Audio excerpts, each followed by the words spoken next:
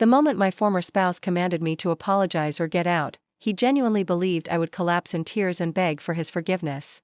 The explosive argument had taken place during a massive family reunion filled with nosy relatives and decades of buried resentment. By the time the sun went down, every single person in that backyard had turned against me. His mother claimed I was completely out of line, while his sister shouted that I was ruining the entire evening. Then my partner pointed a finger toward the driveway, delivering an ultimatum that shattered our marriage forever. My name is Julia, and I was 34 years old when my partner made the biggest mistake of his life by testing my resolve. We had been married for 6 wonderful yet exhausting years, and we shared a beautiful 3-year-old boy named Leo. For the vast majority of our relationship, I felt like an outsider trying desperately to appease people who committed themselves to misinterpreting my every move. My husband David was not a monstrous individual in the traditional sense, but the moment his relatives entered the picture, his loyalty evaporated entirely. David worked long hours, provided for our household, and was an incredibly affectionate parent to our young son. However, whenever his mother or sister demanded his loyalty, he immediately ceased being my protective partner and transformed into their obedient defender. His mother had an opinion on absolutely everything, ranging from my career choices and wardrobe to the specific way I raised my own child. For years, I kept my mouth shut and endured the constant criticism because David always dismissed my pain by claiming it was just their way of showing love. The breaking point arrived on a humid Saturday afternoon during an elaborate backyard celebration hosted by his parents. The entire lawn was crowded with extended family members laughing, drinking, and pretending to be the perfect American family. Leo was sitting quietly on my lap enjoying a small bowl of fresh berries when my mother-in-law marched over with a disapproving glare. She stared down at the plate and demanded to know why I was still restricting her grandson from eating processed sugar. I politely explained that our family pediatrician had specifically ordered this diet for his digestion. Instead of dropping the subject, she rolled her eyes dramatically and scoffed loudly enough for the surrounding tables to hear her. I could feel my pulse quickening as I maintained my composure, stating firmly that I valued professional medical advice over tradition. That was when David's sister, Sarah, loudly interjected from across the deck, laughing that I probably read one trendy blog post and now considered myself a parenting expert. Several aunts and cousins chuckled along with her, causing my face to burn with an overwhelming sense of humiliation and anger. Normally, I would have swallowed my pride, forced a fake smile, and walked away to avoid making a scene in front of everyone. But looking down at Leo, I realized I was teaching my son to accept disrespect, and a wave of profound exhaustion washed over me. I looked directly at Sarah and stated that listening to a licensed doctor was hardly something that deserved to be publicly ridiculed. The entire backyard fell completely silent as Sarah gasped dramatically, and my mother-in-law crossed her arms, accusing me of always being incredibly hostile. I asked her directly what she meant by that, and she claimed that defending my parenting choices was a direct sign of disrespect toward their family.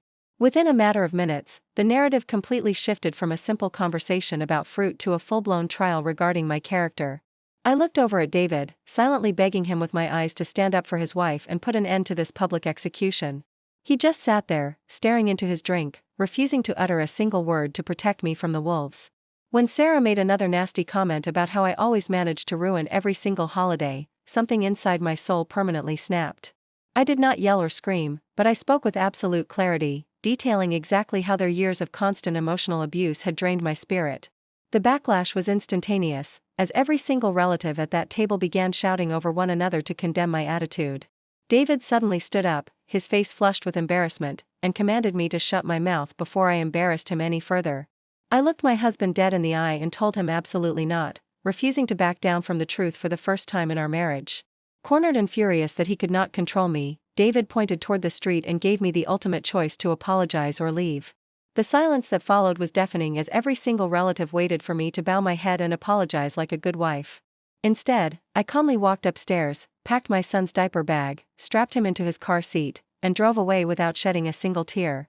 Sitting in my quiet kitchen later that evening, I realized this was not just about one afternoon barbecue, but about 6 years of systemic disrespect. I was done sacrificing my mental health for the sake of keeping a fragile peace with people who truly despised my existence. Around midnight, I remembered an executive position an old college friend had offered me at her international firm located in New Zealand. I sent her a frantic message, and within an hour, she confirmed the job was still open and they needed someone immediately. Over the next 72 hours, I secretly conducted multiple virtual interviews and successfully secured the position along with a legal sponsorship. I opened my laptop with trembling fingers and purchased 2 one-way airline tickets across the world for myself and my beautiful boy. Staring at the glowing confirmation screen, a massive weight lifted from my shoulders because I had finally taken control of my destiny. Nobody in David's family had any idea that their cruel ultimatum had just set off a chain reaction that would alter our lives forever. For the next 2 weeks, I played the part of the unsuspecting housewife perfectly, ensuring that absolutely nothing seemed out of the ordinary. I took Leo to his playground, went to my regular job, cooked dinner every night, and smiled whenever my husband looked my way. Behind the scenes, my friend helped me secure a beautiful apartment, handle the immigration paperwork, and arrange for a wonderful local preschool. Every single legal precaution was taken to ensure that I was protecting my son's future while building a stable environment for us. During those chaotic weeks, David acted completely detached, fully believing that my silence meant I was slowly preparing to beg his mother for forgiveness. He would send casual text messages asking if I was ready to be reasonable because his mother was getting tired of waiting. It was almost comical how none of them cared about the emotional damage they had inflicted, prioritizing their own comfort above all else. His sister even sent messages about the importance of family unity, completely oblivious to the fact that she had destroyed mine. By the start of the 3rd week, my entire life was securely packed away into 4 large suitcases hidden in a storage unit. The night before our scheduled flight, David came home carrying a bag of food from my favorite local bistro as a transactional peace offering. We sat at the table in near silence until he sighed and noted that we had punished each other long enough. He smiled with absolute smugness, completely convinced that he had successfully broken my spirit and won the silent war. The following morning, the moment David departed for his corporate office, a moving truck arrived to collect our remaining personal belongings. I placed a lengthy, handwritten letter on the clean kitchen counter, detailing exactly why I was leaving and why I refused to look back. I explained that I would never raise our son to believe that emotional abuse should be tolerated just to keep a husband comfortable. By the time I reached the airport terminal, my mobile phone began vibrating violently with dozens of missed calls and panicked text messages. I waited until we passed through international security and were safely seated in the boarding area before finally answering his 20th phone call. David's voice was completely unrecognizable, trembling with a mixture of sheer panic and intense anger as he asked if I was insane. I looked out the massive glass windows at the airplane waiting on the tarmac and told him that staying would have been the true insanity. I refused to waste the next 2 decades of my life apologizing to people who never valued me as a human being. The transition to our new life across the ocean was incredibly challenging, but watching my son thrive in a peaceful environment made every struggle worth it. The immense physical distance forced David to finally confront the toxic family dynamics he had spent his entire life defending. Without his mother's loud voice drowning out reality, he was forced to look in the mirror and accept responsibility for his cowardice. He eventually delivered a genuine, tearful apology, recognizing that he had prioritized his family's comfort over his wife's dignity.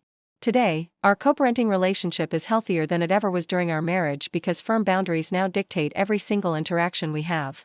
Looking back at that pivotal night, the most important lesson I learned was that respect is never something you should have to beg for. When my husband demanded that I apologize or walk out the door, he thought he was executing a harsh punishment. He never realized he was actually handing me the key to my freedom, and choosing myself changed my life forever.